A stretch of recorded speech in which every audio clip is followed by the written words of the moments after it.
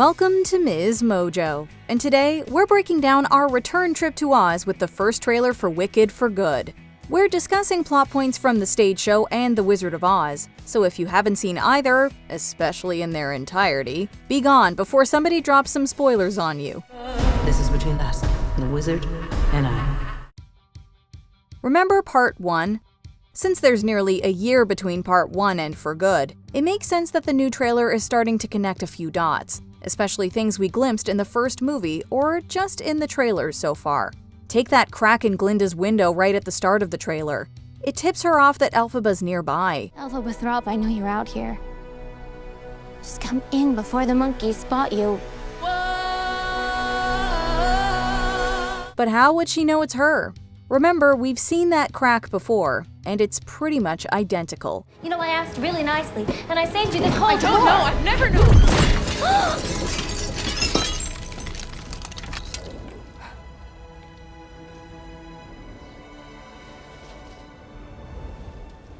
There.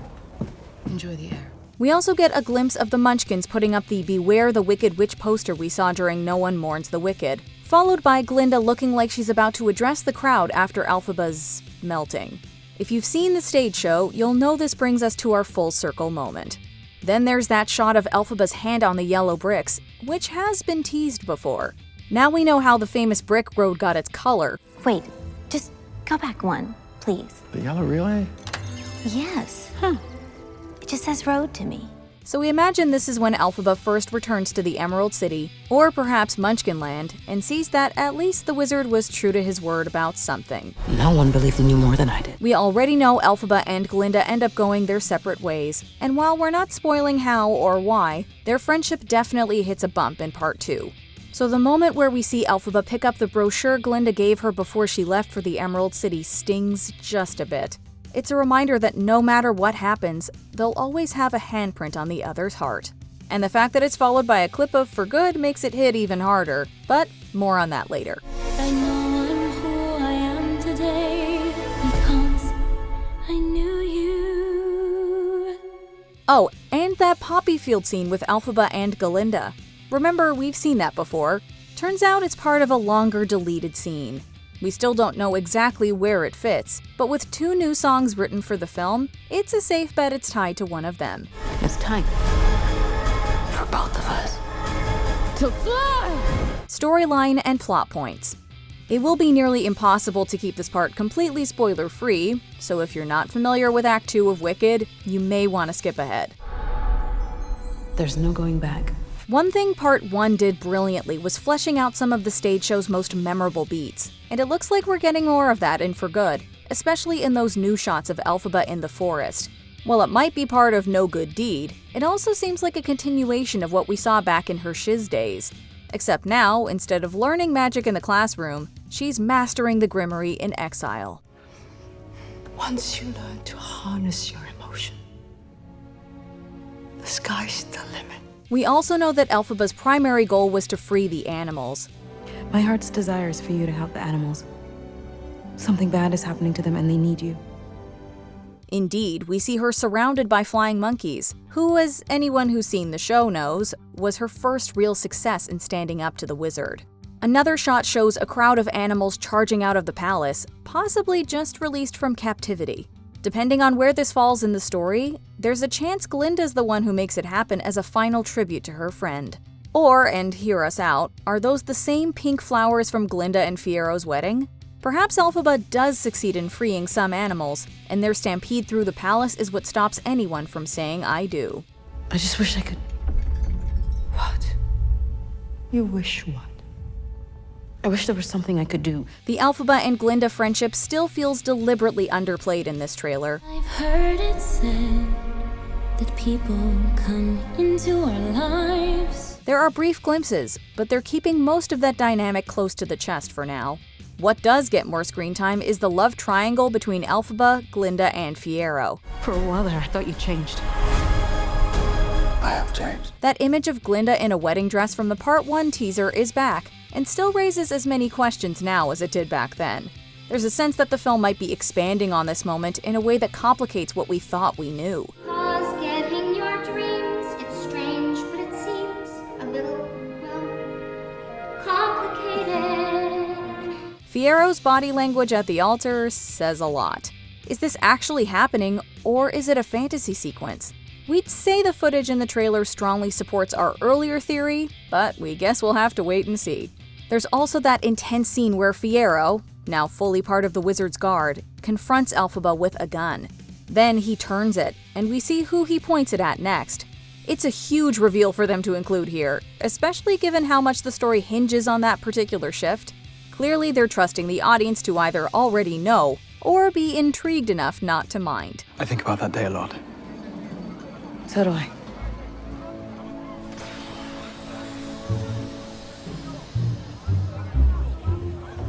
Oh, me too. Oh, me too, me too. The for good scene makes a brief but emotional appearance too, which is fitting since the film takes its title from that song.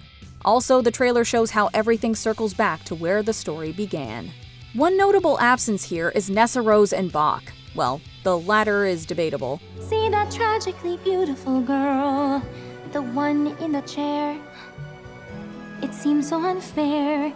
We should go on a spree, and not she. Their storyline comes to a head in The Wicked Witch of the East, which was famously left off the original Broadway cast recording because it gave away too much. The trailer seems to be following the same logic. It's possible they'll show up more later, just like they did with the last set of trailers. My Nessa Rose is very precious to me, so you take good care of her. I understand. Over the Rainbow. Act 2 is where the Wizard of Oz and Wicked finally collide, and the trailer is already giving us glimpses of that. I'm off to see the wizard. We've already seen Dorothy's silver shoes and her visit to the wizard with her companions. This time, though, we get more, from what looks like the start of her Yellow Brick Road journey out of Munchkinland to a proper look at least one of her friends. Bring me the broom of the Wicked Witch of the West. The lion's clearly a bit trembly. Where have we seen that before? But the real moment for fans is the Scarecrow, or at least what we can see of him. Just take a second to clock his outfit. It shows up more than once. That's all we're saying. I've been thinking. Yeah, I heard. Of course, Dorothy travels to Oz via tornado, and here we actually see it take form, or should we say conjured up, by Madame Morrible. She did say weather was her specialty. Not to fret.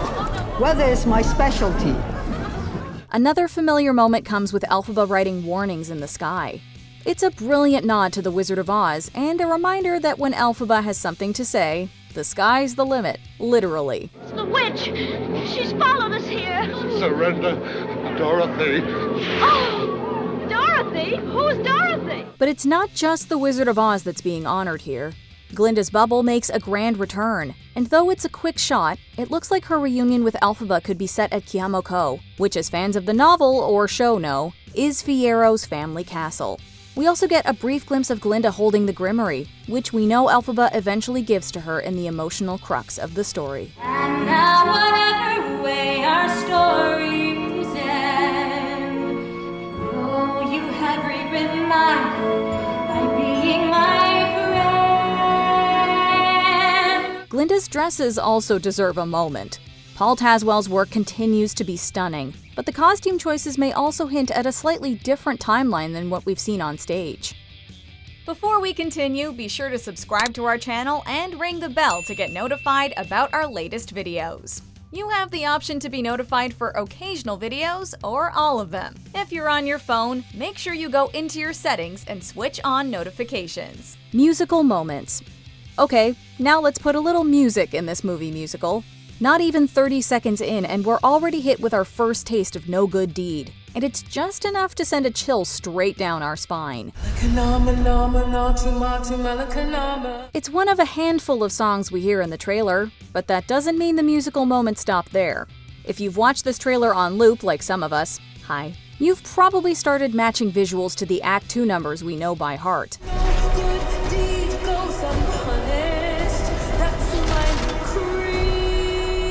The Wonderful Wizard of Oz. There's a shot of Fiero leading the guards that feels very thank goodness adjacent.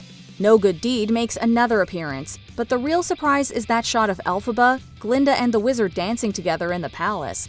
In the stage show, Elphaba only comes out after the wizard clears the room ahead of Wonderful. So if this really is that scene, and Glinda's involved now, we're certainly intrigued. Wonderful, and they said wonderful. Believe me, it's hard to resist. We also see the mob coming for Elphaba, which looks like March of the Witch Hunters. But the emotional core of the trailer is, of course, for good. They've given us just enough of it to completely wreck us. Like a comet pulled from orbit as it passes the sun. Like a seed dropped by a skybird in a distant war. And if this little sliver already has us clutching our emerald green hearts, imagine what the full scene is going to do in the theater. We'll be crying buckets, like enough to melt a whole coven of witches. Look what you've done! I'm melting! Melting! Oh, what a world! What a world!